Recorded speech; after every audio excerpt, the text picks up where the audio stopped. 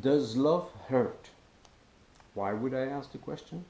Well, our pop stars sing about it in their songs, on television and in the movie theaters. We watch movies about it and telenovelas. A lot of people seem to be affected by it so much that they put it on social media. In the courthouses, sometimes it is the subject of why a crime might have been committed. Some people go to a great extent to do horrible things, all in the name of love. It has to be real. It has to be that love hurts, or does it? Let's examine the question. Hello, a shout out to all the fans of our X Factor. Many thanks to thousands of you who have been watching my videos and tens of thousands who appreciate the quotes from my book that I post on Facebook each week. Welcome also to all of you who have yet to discover the power to achieve success and happiness every day. My name is Xavier Van de Lanotte. My job is to help you understand that life is a simple and enjoyable process.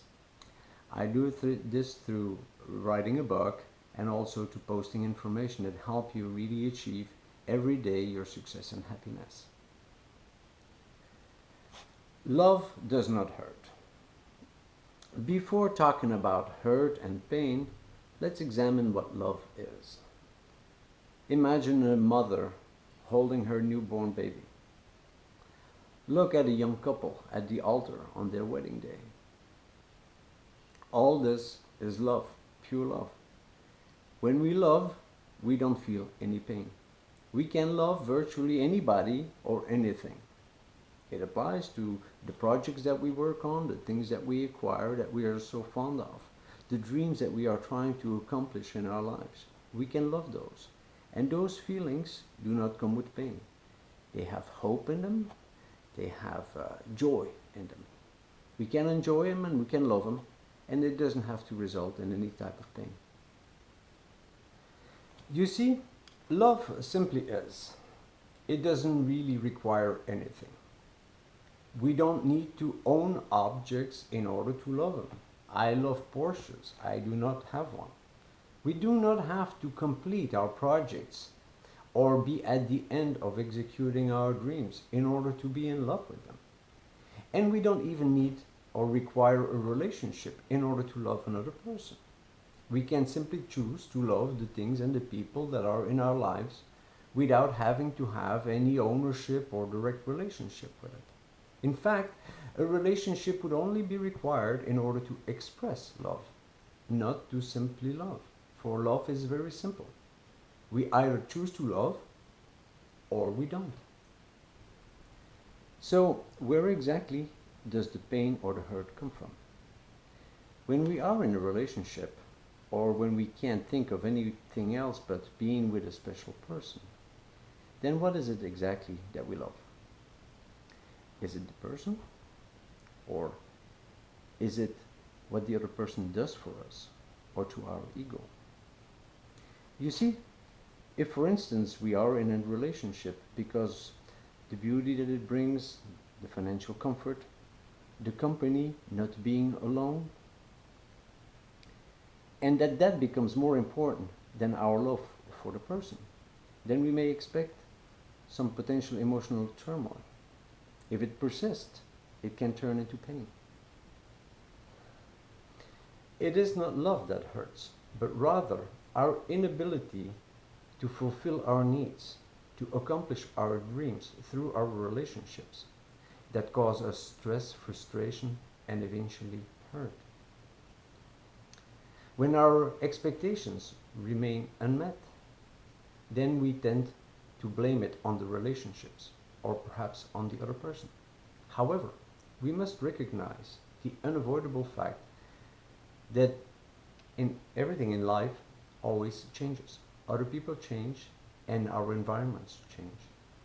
And because of those changes, our needs and our expectations, our dreams also change. But we can only do so much about them, and we must accept some of the things that escape our grasp. The same goes for our projects, our dreams, our goals, the things that we have acquired and at some time loved. Things change, they grow old, they become irrelevant, they become obsolete, and eventually we may change our minds about them. It is a part of the process of our lives. However, not loving people or things in our lives will not help us in our predicament and achieve those things that we seek to achieve. Furthermore, hating those things or having negative feelings and thoughts about them may eventually obstruct our fulfillment of our goals and will hinder us in our paths to achieve success and happiness. What we need instead is separating our love for people and things from the processes by which we go about satisfying our needs and fulfilling our dreams. You see, in love and emotion, we must make a distinction between emotional dependence and emotional interdependence. When a person is emotionally dependent, that would require that certain conditions are satisfied that are external to that person for them to experience emotional well-being. For instance, receiving proof of the love of another person, having another person do or contribute certain things may be a requirement for certain people to feel emotionally well. On the other hand, emotional independence would point to the fact that we can achieve emotional well-being without the help or support of external factors. In other words, I do not make my love for you conditional upon your love for me. That would be an example. Emotional interdependence then rests on the notion that one person could actually achieve emotional well-being on their own, yet have now the advantage of leveraging or benefiting from synergies of another person's contributions in a relationship. This is what helps us increase our love for people and things, and over time helps us strengthen our relationships. The truest form of love in a relationship is when we can make abstraction of the expectations that we have of one another in the relationship.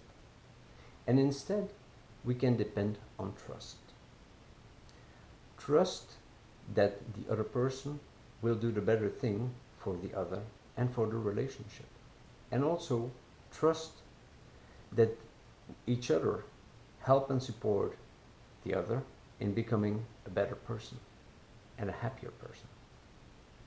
In conclusion, love and hurt are not a function of one another. Love does not lead to hurt when there is only love to consider. However, not being able to control another, not have another person yield to our wishes so that we can fulfill our goals and our dreams, that can lead to frustration. And it is that attitude, along with the feeling of helplessness, that may lead us to experience pain and hurt. For more information on love and desires and relationships, please consult the book Our X Factor, which has various chapters dedicated to the subject. When we learn to manage relationships well and love more people in life, learn to love and embrace the abundance of things available in the world, then we are setting a step closer to achieving our success and happiness. My name is Xavier Van de Lanotte, speaking to you from Miami, Florida. Thank you very much for watching this video today. Please subscribe to my channel or follow me on Facebook, Twitter, YouTube, and I look forward to seeing you again next time.